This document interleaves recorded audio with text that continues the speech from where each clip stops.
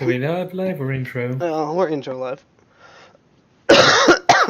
Still talking though. Yeah. Everything can be heard. Because we're the best. Yeah. I officially have clearance now, finally. Oh yeah? Did they finally Yeah, send just a you couple paper or of... what? Yeah, well, they sent me an email saying, hey, you've got the clearance. Nice. So, yeah, but I have to go down to the heart of Fort Worth to do the, first week orientation. I'll officially meet my new boss. Cool. Tell me how it goes. Anyway, let's go. Boom. Here we go. Welcome, ladies and gentlemen, to Table Talk Thursday. I'm your host, Hyper_1, also known as David, and welcome here for episode 75, I believe that's correct, of the show. All of a sudden, Kenneth got really white. I just realized something. You didn't send those to me in a Google Doc, and I have your video up on Discord, so every time I pull the story, I'm gonna have to actually come here and change the way this layout is. How the hell? I can't even get back to chat. It's not showing up. Well, let me just send them all to you. I'll just email them to you. Okay, well, I messed up the chat. There we go. Yeah, for some reason, the thingy at the bottom didn't go away. I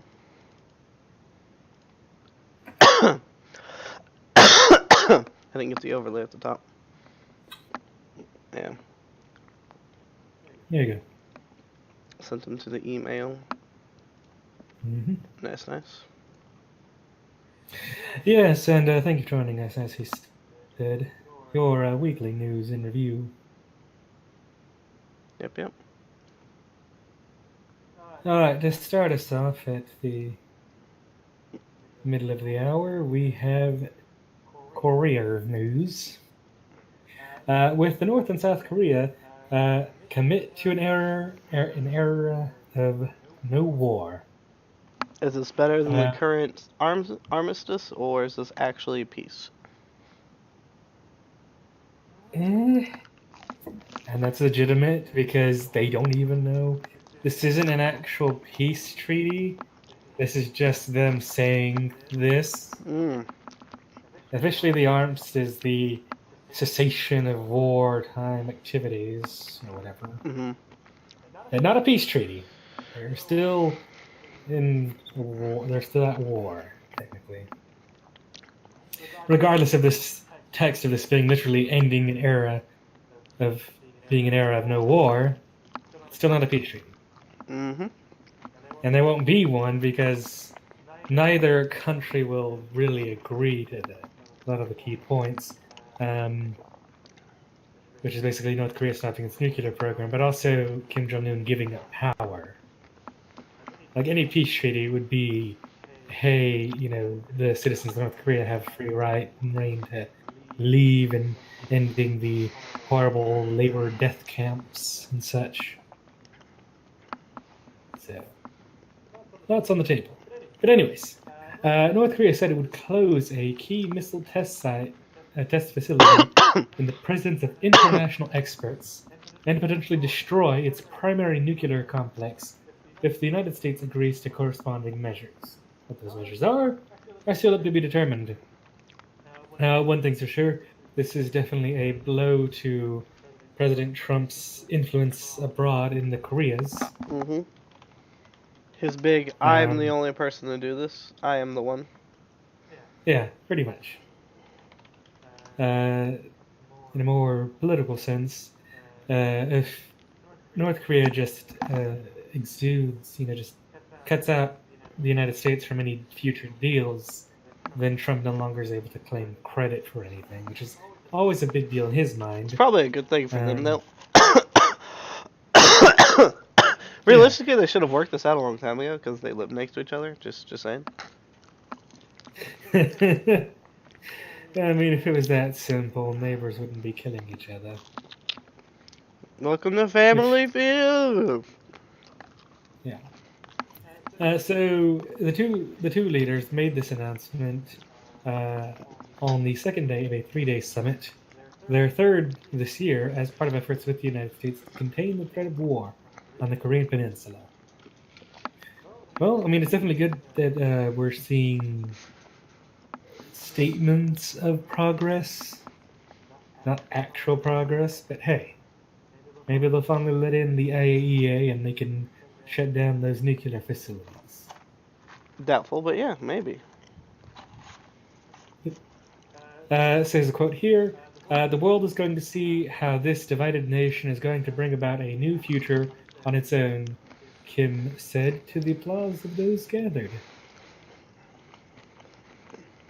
Moon and Kim teased a potentially historic fourth meeting between the two leaders, this time in the South Korean capital.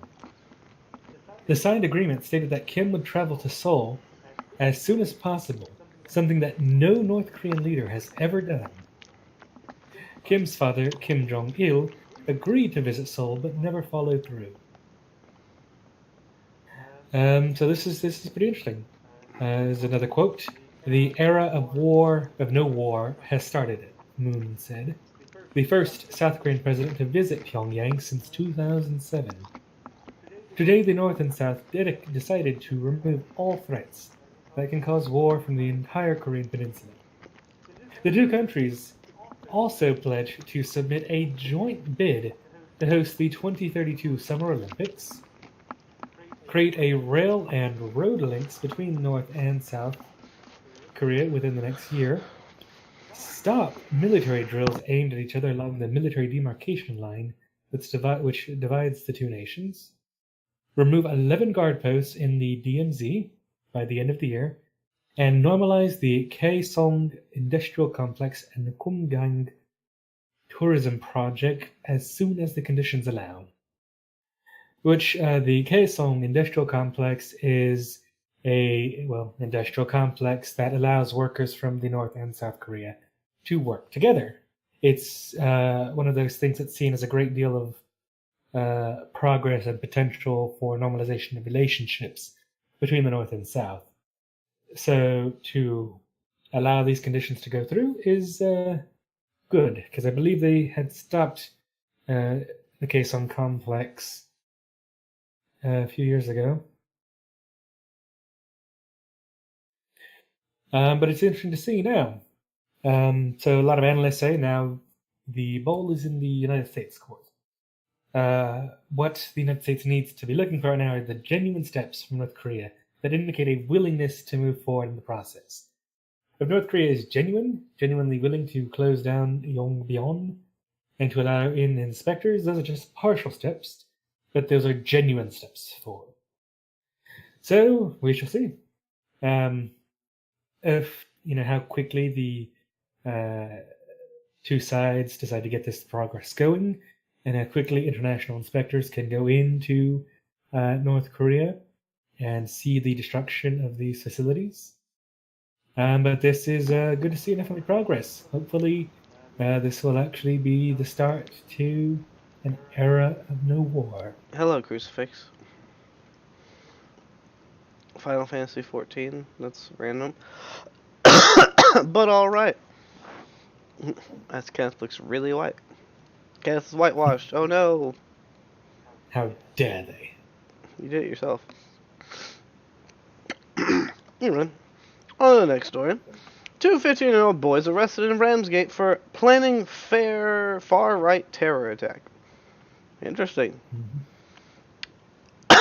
Terror knows no age or political. Yep. Two 15-year-old boys have been arrested in Kent on suspicion of planning a far-right terror attack. The teenagers were detained at their homes in the seaside town of Ramsgate by counter-terror detectives and are being questioned in custody.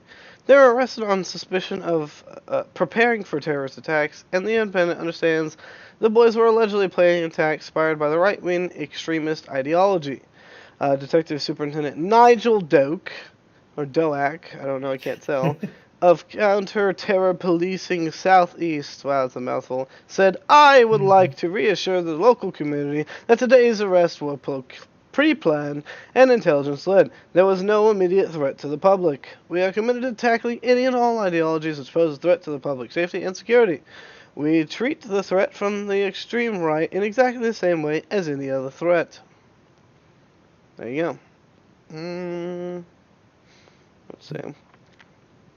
It's always pretty interesting to look, because it's like, they say here, like, the arrest came days after new government figures showed the number of white suspected terrorists being arrested in the UK has overtaken those of Asian appearances for the first time in more than a decade. Yeah, the stats here are white suspects accounted for 38% of terror-related arrests, followed by those of Asian appearance on 37% and black suspects on 9%. Hold on a second. Why are there Asian terrorists is my real question. I'm getting to that. So, they use the term Asian when they mean people from the Middle East.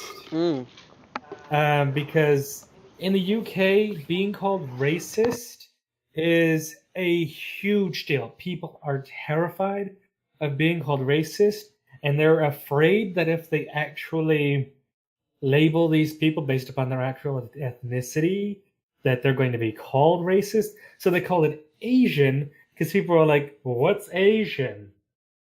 And it's like, well, certainly it's not people.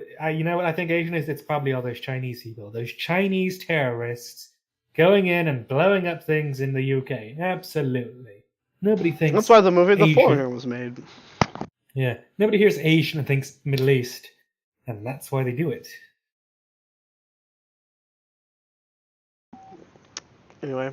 The demographics of terrorists in prison, where Islamists make up the majority, is also changing as the number of far-right extremists jailed rises.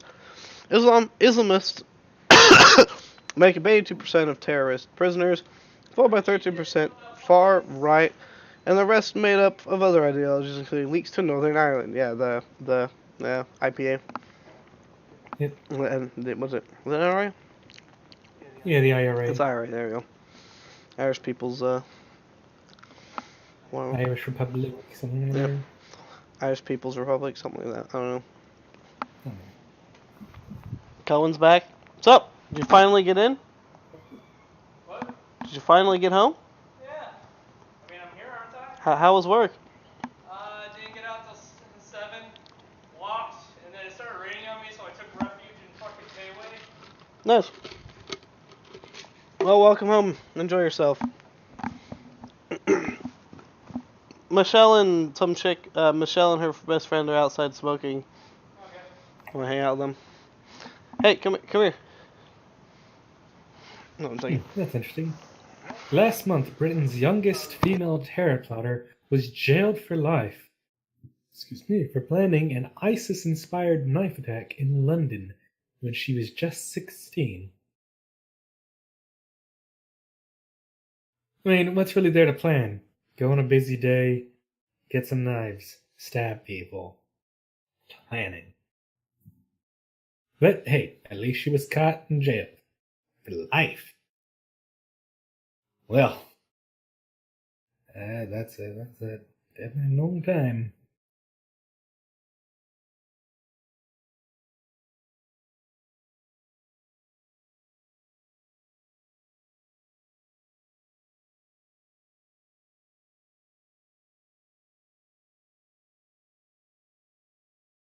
Anyways, let's see what's going on over here.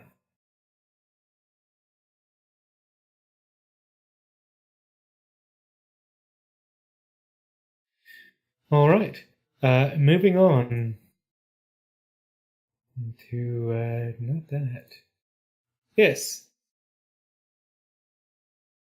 So I need a pulling thread. What? That's what it means to sew. Okay. I'm back. Anyway, are you continuing on with a different story, or what? What are you doing?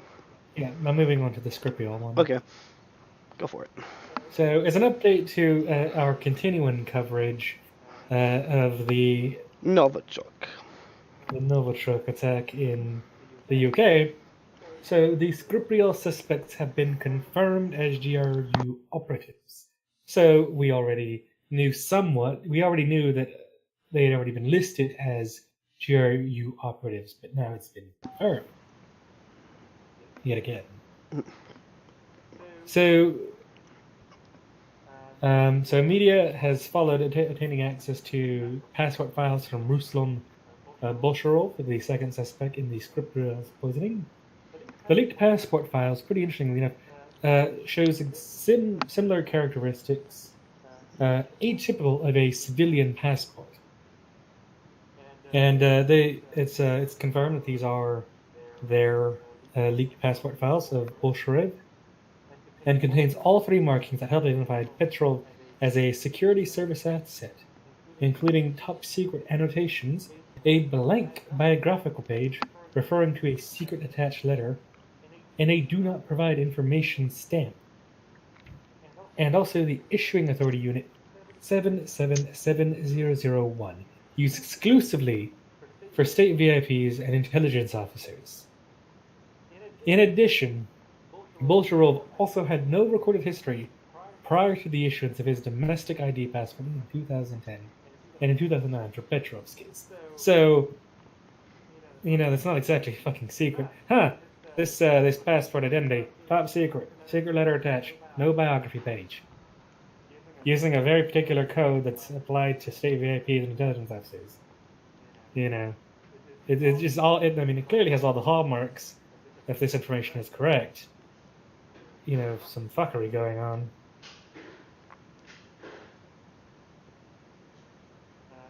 So it's also pretty interesting as well, is that their passport ID numbers are only 3 digits apart, which is ridiculously unlikely for two people who got passports at supposedly 2 different times. Two different years? Numbers. Like, completely 2 different years? Yeah, to have passport IDs 3 numbers apart. Ridiculous. Samsung guy. Yep. So interesting enough, many of the telephones listed on their passports refer to a Moscow number, which is the Ministry of Defense, which is a Ministry of Defense owned magazine called Foreign Military Review.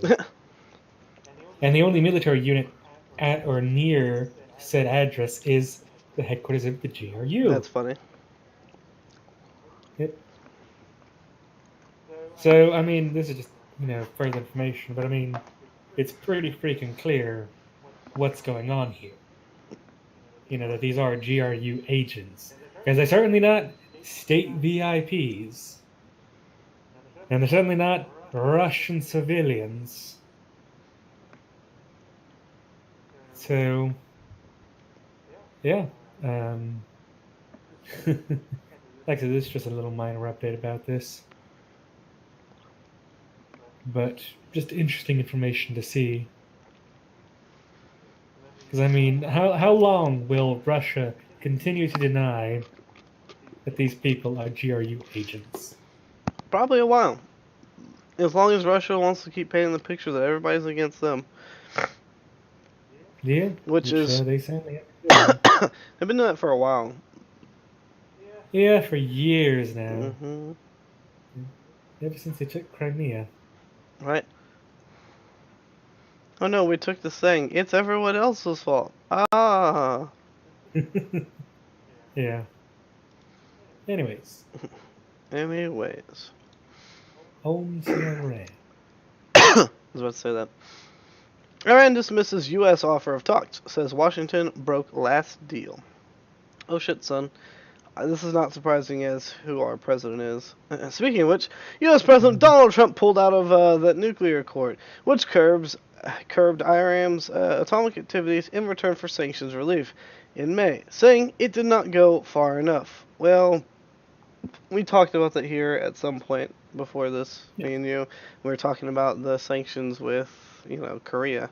Well, not these sanctions were affected. I think we agreed that they were fairly effective. Yeah, they were actually effective sanctions. They were effective. It was an effective treaty. Yep.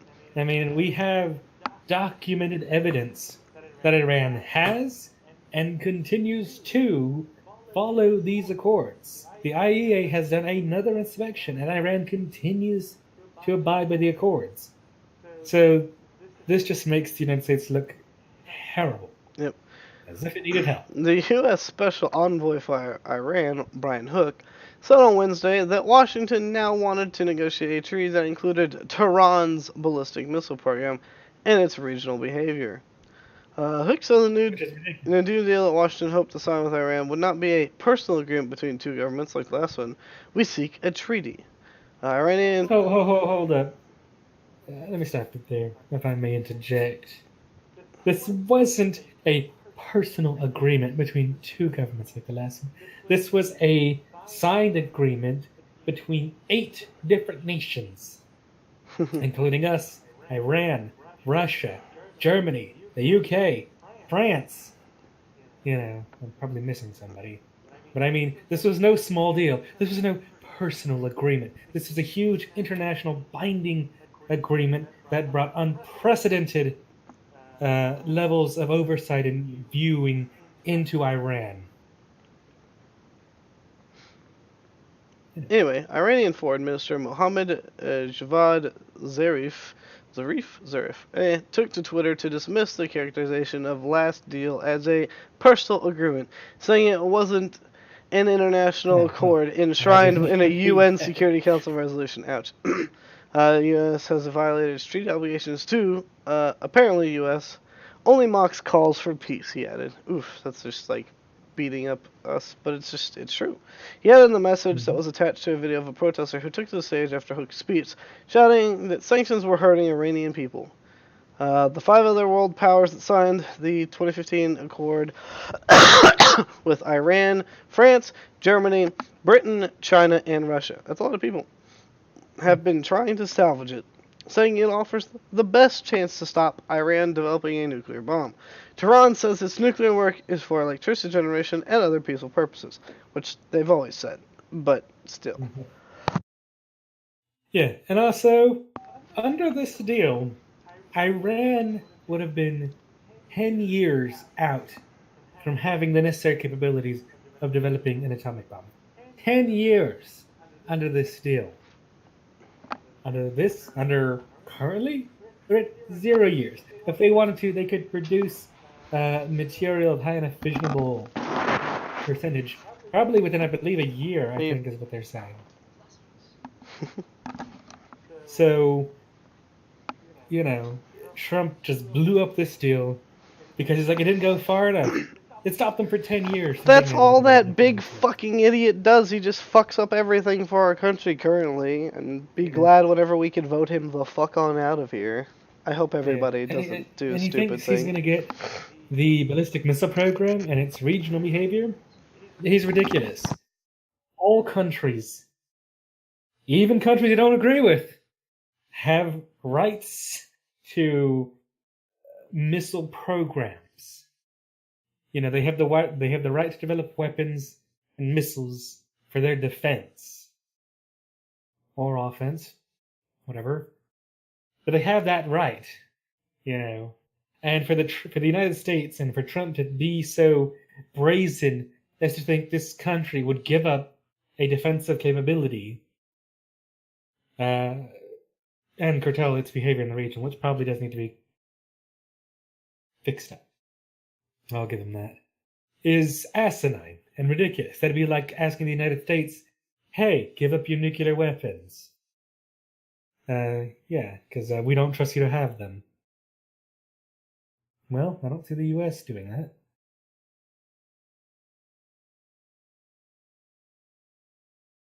Anyways, on to the United States.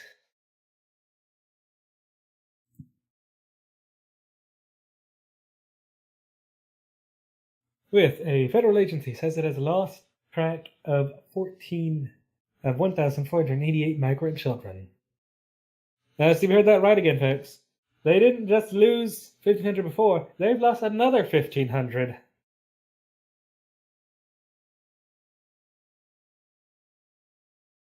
So twice in less than a year, the federal government has lost nearly another 1,500 migrant children after placing them in homes of sponsors across the country. So the Health and Human Services Department recently told Senate staffers that case managers could not find 1,488 children after they made follow-up calls to check on their safety from April through June. That number represents about 13% of all unaccompanied children the administration moved out of shelters and foster homes during that time. Still, that points out that there's roughly about 150,000 unaccompanied minors with parents or other adults sponsored. That is a huge amount. It's huge to have had come from Central America and the surrounding nations. It's also ridiculous for us to say we've lost track of that many children. No, absolutely. But we've been covering so many immigration stories where it's like, first of all, they're not real people. Second of all, we can hold them forever. Third of all, who cares about how long it takes to get them processed through the system? Fourth of all, you had kids, your kids are now somewhere else, we don't even know where. And now it's like, here's how many children are lost. Oh yeah, but we're gonna fix this for the children, even though we just didn't do shit.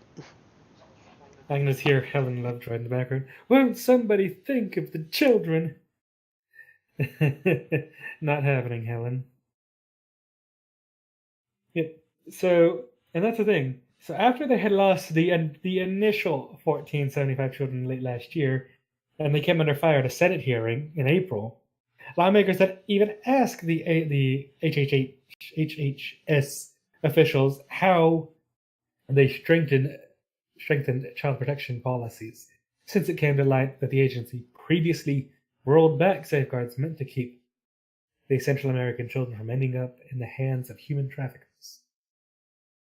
So here's a quote. The fact that the HHS, which placed these unaccompanied minors with sponsors, doesn't know the whereabouts of about nearly 1,500 of them is very troubling, says Republican Senator Rob Portman of Ohio, the panel's chair. Said Wednesday, many of these kids are vulnerable to tracking and abuse, and to not take responsibility for their safety is unacceptable. Wow. Strong words from a Republican senator from Ohio. Tracking or trafficking? Trafficking. Okay, good. I thought you said tracking. That sounds like what? However, the HHS spokeswoman Caitlin Oakley disputed the notion that the children were lost. Their sponsors, who are usually parents or family members, and in all cases have been vetted for criminality and the ability to provide for them, simply did not respond or could not be reached when this voluntary call was made, she said in a statement. But that's the thing, is that these follow-up calls were made from April to June. So that's a good, 3-month period. So did they not bother to follow up with oh, I didn't get that call in April. Let me call in a week or two or a month to see if they pick up now. No? Nothing? That was too hard. Just to pick up the phone again. But I get it. They're not lost. Since October of 2014, the federal government has placed more than 150, as I said, 1,000 unaccompanied minors with parents and other adult sponsors, who are expected to take care of the children and help them attend school while they seek legal status in immigration court. And immigration court is a whole nother thing, which is just ridiculous. So on Tuesday, members of the Senate subcommittee introduced bipartisan legislation aimed at requiring the agency to take responsibility for the care of migrant children, even when they are no longer in its custody. An AP investigation found that more than 24 unaccompanied minors had been sent to homes where they were sexually assaulted, starved, or forced to work for little or no pay. At the time, many adult sponsors didn't undergo thorough background checks, and government officials rarely visited the homes, and in some cases had no idea that sponsors had taken in several unrelated children, a possible sign of human trafficking. Great. And here we have it again, where they lost 1,500. Are these kids, are they being trafficked right now? Or sexually assaulted or starved? We don't know. Because right now, the Health and Human Services can't find them. You know? You wanted to work for the That- Department of Health and Human Services too. Yeah, but that was just, well, actually, it's not better because it would have been for Texas, which probably is just a party for the problem. Yep. Well, Yeah. So, we'll see. Hopefully, they will find these children, and hopefully they'll all be in good health. But it's a very worrying thing. You know, it even says right here that Rob Portman began investigating the Republican senator from Ohio. Began investigating after a case in his home state of Ohio where 8 Guatemalan teens were placed with human traffickers and forced to work on egg farms under threat of death. wow. So, Trump administration, you better find these fucking kids, and they better be in damn good health, or you will have hell to pay. And losses on family members. So, on to the next one. Bit of good news. Yes. Let's see. Rice University announces free tuition for middle-income undergraduate students. Rice University officials announced Tuesday that they will provide full tuition scholarships to undergraduate domestic students from low and middle-income backgrounds starting in the fall of 2019. That's really, well, I was going to say it's really soon, but it's next year. The latest effort by a major university to respond to rising concerns about soaring higher education costs and burdensome student debt. The new financial plan, the Rice Investment, that's funny, will allow full tuition scholarships and grants to be offered to undergraduate students whose family income falls between $65,000 and $130,000 a year and who qualify for need-based financial aid, according to a news release issued Tuesday by the university. That's not bad. Shit, I mean, I wished if they had this program when I was still in high school, you're damn right, I would have gone to Rice. Right? Students who come from families with an income of $130,000 to $200,000 can also receive scholarships to cover at least half of their tuition. Hey, 50% is still better than nothing. A student whose family makes below $65,000 will be able to receive grant aid that covers their full tuition and mandatory fees, room and board. Jesus Christ, everything. God damn, I could have had full tuition. Full ride, baby. What? Full ride for being the poor. The financial aid Yeah. is open to both incoming and continuing students at Rice. The private research university that sits on 300 acres in Houston. Yeah, I had a friend that went to Rice. Maybe I'll go take some courses from Rice. And a quote from them says, "It's really important to us that all families feel that if their child is admitted to Rice, they can make this work, that they can afford it," said David LeBron, the university president, in a phone interview Monday. "It's very clear that over the past decades, that the difference between what a middle-income family feels they could reasonably afford and what a college education costs has grown larger. The push to make college more affordable for all students coming to Rice is a part of a 7-point strategic plan announced earlier this year.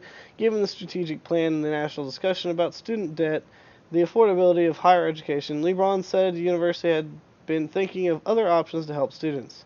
There is not a cap of the number of students who can apply for full tuition scholarships and grants, but they need to meet specified income brackets and have typical assets." What does that even mean?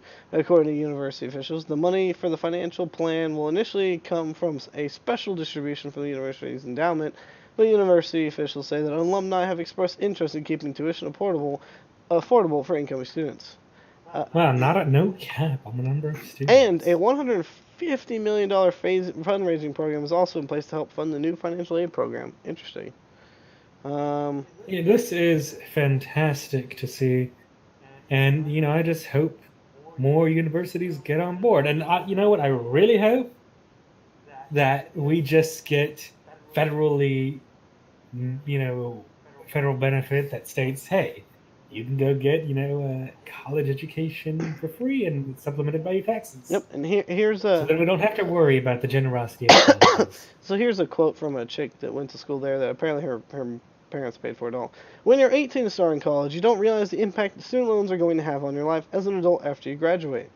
Being one of the few in my group of friends who doesn't have to worry about that extra layer of having to pay off some of my debt every month is really a benefit to me.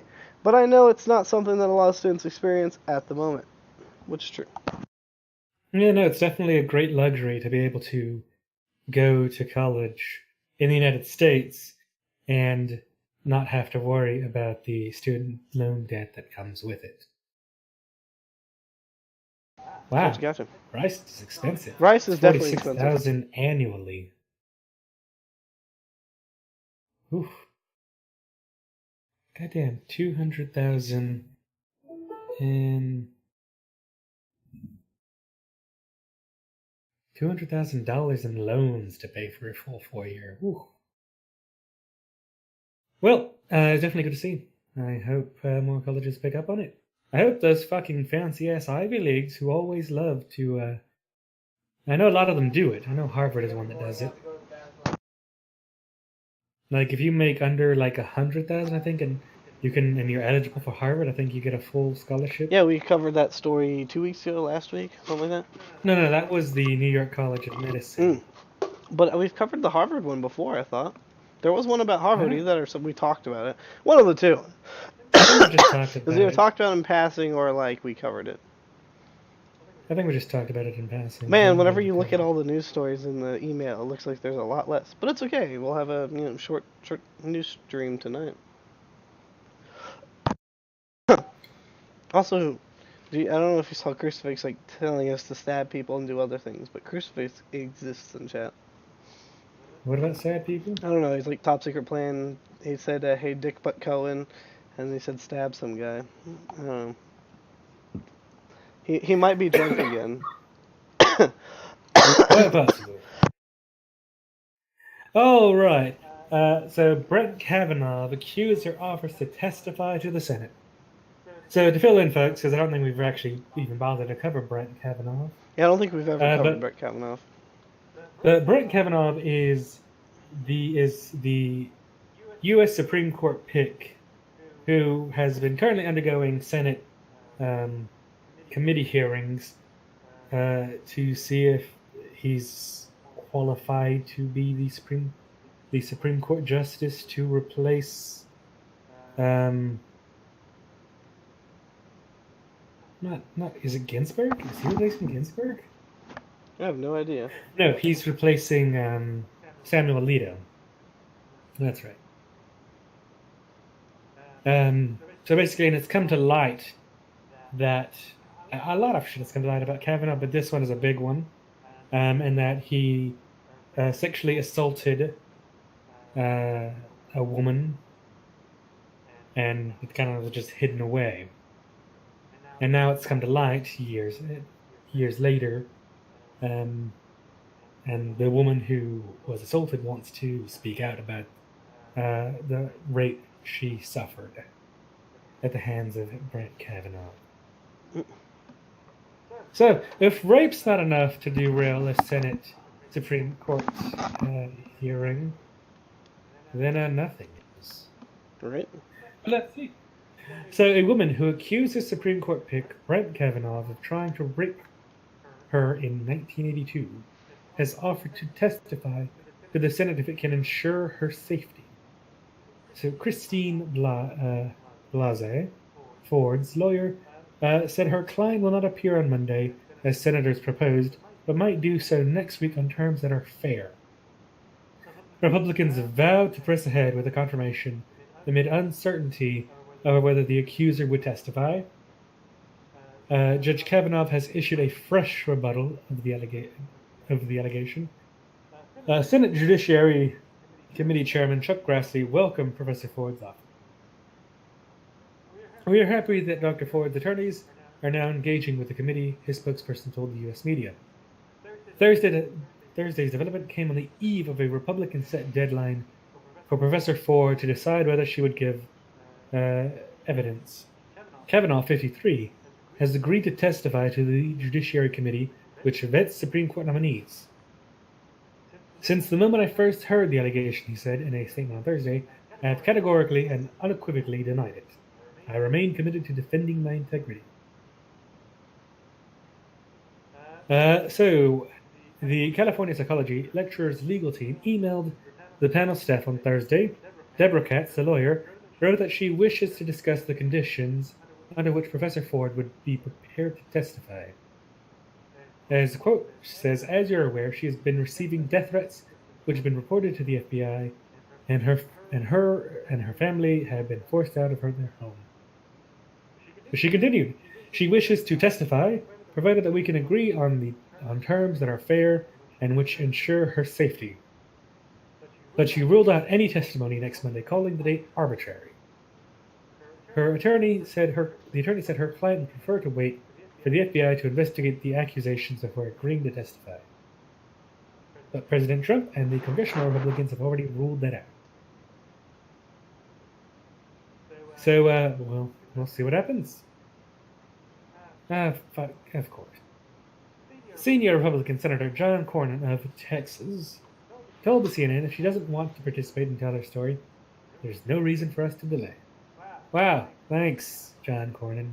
You really show off the best of Texas.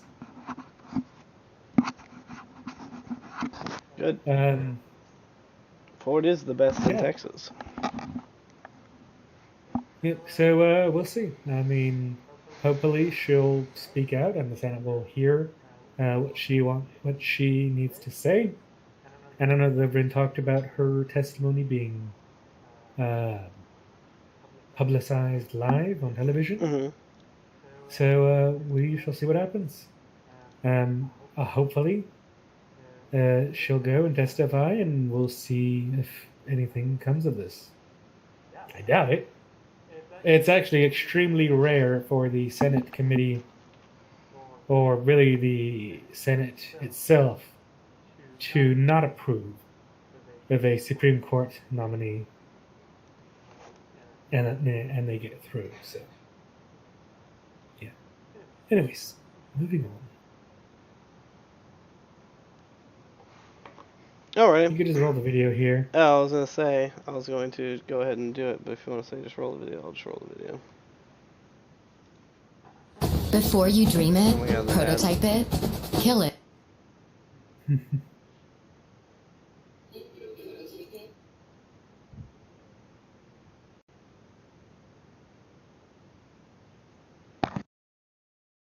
Daycare owner Rebecca Anderson has been jailed on 9 counts of child abandonment and negligence. She's accused of drugging and then abusing children by tying them to car seats by their necks at her Mesquite, Texas daycare. One of the parents said video from a camera in his car seat showed his son being fed an unknown substance with a syringe and Anderson yanking his son out of the seat. Police executed a search warrant and said they found children strapped to car seats in dark rooms, some with injuries to their necks. A police affidavit said she would keep children strapped to seats for 7 hours a day. Anderson told police that she gave the children Tylenol to make her job easier. Tylenol to make her job easier. Nigga, what? Alright, well that's awful. That's disturbing. That is highly disturbing. And it's coming out of Dallas. Yeah. Or Mesquite, the Dallas area. Yeah, that's hardcore. I mean, so she said that so the children had injuries around their neck from she was using cotton shoestrings to restrain the children. I mean, at least they were cotton. It was not too bad. Well, no, they had like damages on their necks. They had bruises and such because it was so tight. So it wasn't some casual thing. And also, if you're a daycare and you've got children just left in their seat for 7 hours a day, that's ridiculous. It's not even the fact that she tied them up, purposely left them in the car seats. Yeah, in dark rooms. Yeah, she was purposely just trying to not deal with them. She's just bad on so many accounts. Yeah, it's horrible. Horrific. Anyways, on to tech news. I'll also... And this is actually a really big deal for any people who buy technology. This next story will directly impact you. Some Newegg customers repeatedly had their credit card info nicked. Oh no. That's from CNN? What the fuck? I guess it's writers from fucking the Europe. Anyway, as hacking group MageCart strikes again, security researchers of Risk IQ said Wednesday that MageCart inserted malicious code into the payment system of the hardware and electronics retailer and made off with charge card data. The nasty code was running on the Newegg site from August 14th until September 18th, according to Risk IQ, which researched the incident with cybersecurity firm Volixity. The attack affected both desktop and mobile customers. According to Risk IQ, it's unclear how many customers are hit. Newegg didn't immediately respond to a request for comment on the Risk IQ report. The retailer appears to be the latest victim of MageCart, which Risk IQ researchers say is responsible for recent hacks against British Airways and Ticketmaster. Oh shit. Earlier this month, British Airways said it was investigating data breach and the theft of customer info. The company said the breach was resolved, but customers' personal and financial information was exposed. If they made bookings during the previous couple of weeks, roughly 380,000 card transactions were reportedly affected. The Ticketmaster breach happened earlier in June, with personal and credit card info being pilfered. Were you going to say something? Yep, so folks, like I said, these attacks happened for Newegg at least between August 14th and September 18th. Mm-hmm. So if you bought anything on Newegg in that range, or hell, check your order dates to confirm, your credit card or whatever card you use has probably been stolen. Yep, thankfully I didn't order anything. Yeah, so you definitely want to contact your bank and have them to cancel that card and get a new one. Yep. And it's unfortunate for everybody because this caught, Newegg right when people probably were ordering the new NVIDIA like 2080 and 2080 the RTXs. Some of my friends are like, yeah, RTX, you're included. I'm like, oh no, you guys are awful. Anyway, I didn't buy it. Didn't plan on it until actual RTX shit goes down. These attacks are not confined to certain geolocations or specific industries. Any organization that processes payments online is a target, said Jonathan Kingisman, a threat researcher at Risk IQ, in an email statement. The latest breach of Newegg demonstrates the true extent of MageCart operators' reach. Stay up to date on the latest in breaches, hacks, fixes, and all cybersecurity issues that keep you up at night. And then, what? That's a tagline thing. But yeah, but still, either way. Alright, cool. That's all for the story. Yep. So, moving on to NCIX. Folks may know it from like Linus Tech Tips or from actually using that service. NCIX is another, what used to be a tech buying site like Newegg. It had predominant locations in Canada and some locations in the United States. The famed Linus from Linus Tech Tips used to work for NCIX, and it's actually where he got started. However, there is a data breach that's gone on with NCIX.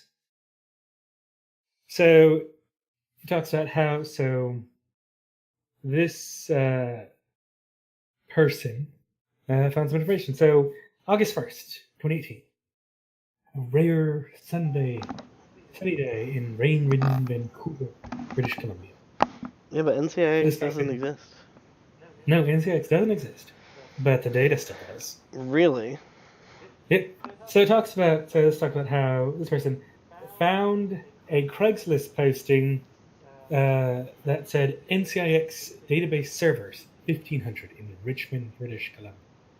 The seller claimed to be offering two servers, one a database server from NCIX and another a database reporting server. The seller claimed to have acquired both from Vancouver-based Abel's Auctions, which they would later find out was a lie crafted to conceal their true origin. So they emailed the seller, they got in contact with him, and he proceeded to say that he had 3 NCIX servers for sale, which he had the passwords required to log into. It's pretty interesting. So he talks about how he goes to meet this person in what looks like an abandoned warehouse. Or actually was an abandoned warehouse. And he meets a person called Jeff. My name, yeah. He's an Asian man in his mid-30s who identified himself as Jeff. So Jeff led him up, showed him the servers. He had like, here's the passwords, check it out for yourself. And the guy's like, hey, I see all these databases here. And it's referring to network drives. And the guy's like, oh yeah, I've got those too. And he proceeded to say that he had NCIX's entire server farm from the East Coast, which was shipped to the Richmond warehouse several months ago.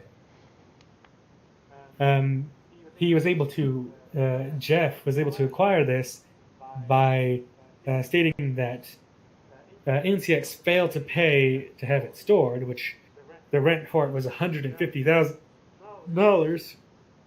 which is a shit ton of money.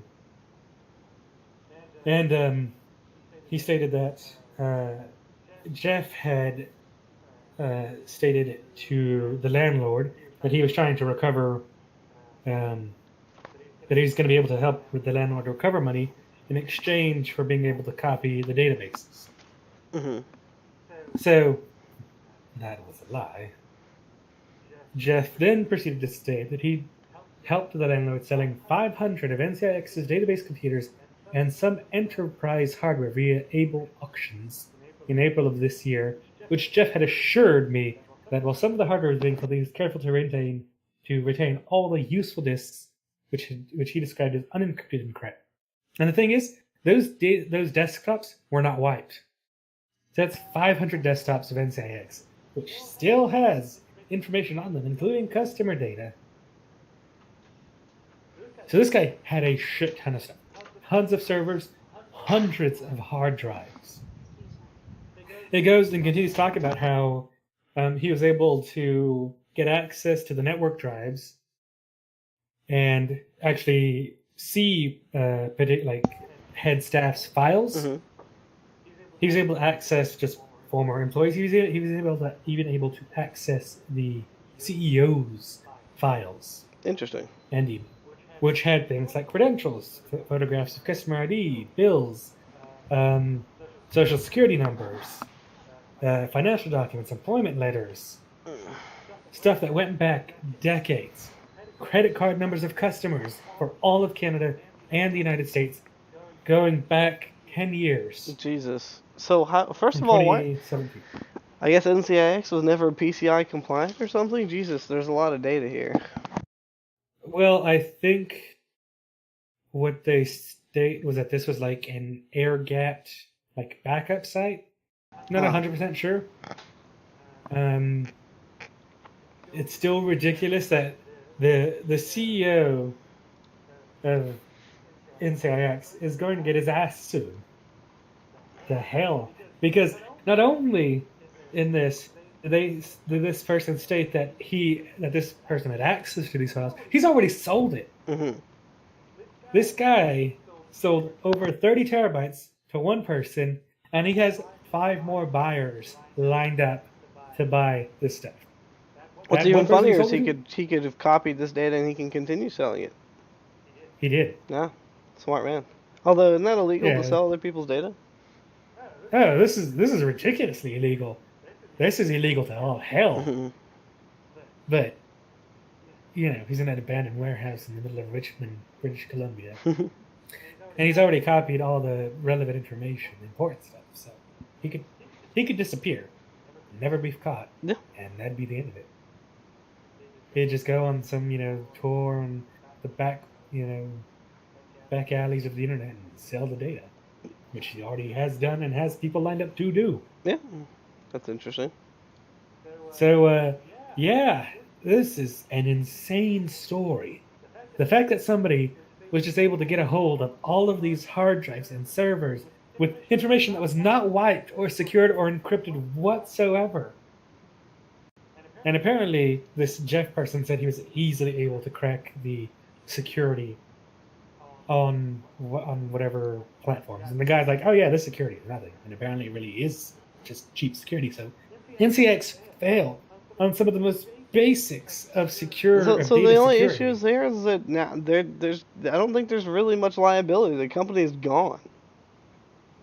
Well, the companies usually have insurance. Mm-hmm. So it may be possible to go after the insurance company that insured the company. I don't think it's so also- after the fact. It still is probably possible. We'll see. And also, I definitely think people will be going after the CEO, the CTO, the CFO, whoever could have possibly known about this, Mm-hmm. and suing them to all hell for this huge breach of data. Because it was ridiculously extensive. The amount of data that they had. Let me see. I'm trying to find it here where it says how many records there were. Let's see. I swear it said something about transaction. Give me just a moment. Ooh, there's a note from Preston here. If we choose to write an article based on this information, we're welcome to reuse any content from this article. Please mention the source. privacyfly.com. Seller, top, documents, now file. Let's see. I'm going to go ahead and carry on to the next story. Yeah, feel free. Alright. So, speaking of people, and talking about how Ticketmaster just came up, Ticketmaster accused of colluding with scalpers. A week-long investigation published by CBC and the Toronto Star on Tuesday explored the company's invite-only ticket reselling platform. Oh no, it's another one of these ticket platforms that offers ticket reselling. Ticketmaster has been essentially accused of colluding with scalpers and collecting double fees in the process in a weeks-long investigation published Tuesday by CBC and the Toronto Star. The outlet sent 2 undercover reporters to a live entertainment conference in July, where representatives for Ticketmaster pitched them on Trade Desk, the company's invite-only proprietary platform for reselling tickets. The platform enables resellers to purchase tickets in bulk from Ticketmaster's site and then resell them for higher prices, with Ticketmaster taking a percentage of both sales, raising or dropping prices with the click of a button based on their assessment of fan demand. While Ticketmaster has... God damn, that's ridiculous. Yeah, it's pretty fucking, fucked. While Ticketmaster has taken highly publicized legal action against its bots, and flagrant profiteers in the secondary market, including its own verified fan program, used recently by Bruce Springsteen, Taylor Swift, and others, the report captures a rep on camera saying that Ticketmaster's buyer abuse team will look the other way when such practices take place on its own platforms. And of course, it's one law for me. Anyway, the rep, whose identity is blurred in the video, says, "I have brokers that have literally a couple of hundred accounts for buying tickets in bulk on Trade Desk. It's not something that we look at or report." Asked whether Ticketmaster will ban scalpers who thwart ticket buying limits in violation of the company's terms of use, a different company employee told one of the reporters, "We spent millions of dollars on this tool. The last thing we'd want to do is get brokers caught up to where they can't sell inventory with us. We're not trying to build a better mousetrap." I'm just going to go ahead and skip all the way down. As long as there's an imbalance between supply and demand in live event tickets, there will inevitably be a secondary market, the statement continues. As the world's leading ticketing platform representing thousands of teams, artists, and venues, we believe it's our job to offer a marketplace that provides a safe and fair place for fans to shop, buy, and sell tickets in both the primary and secondary markets. A Ticketmaster rep did not immediately respond to Variety's request for further comment. I really hope they just get sued or criminal charges or something, because, I mean... Right. It's ridiculous to be like, hey, we totally don't like ticket scalpers or bots or things buying up tickets. Hey, people who want to buy our tickets, you buy them, you can sell them for more, and then we totally won't do anything about it. No, go fuck yourself, bots who are buying tickets and stuff. You guys, our exclusive platform. Fuck Ticketmaster and their bullshit. It's unacceptable. Simply unacceptable.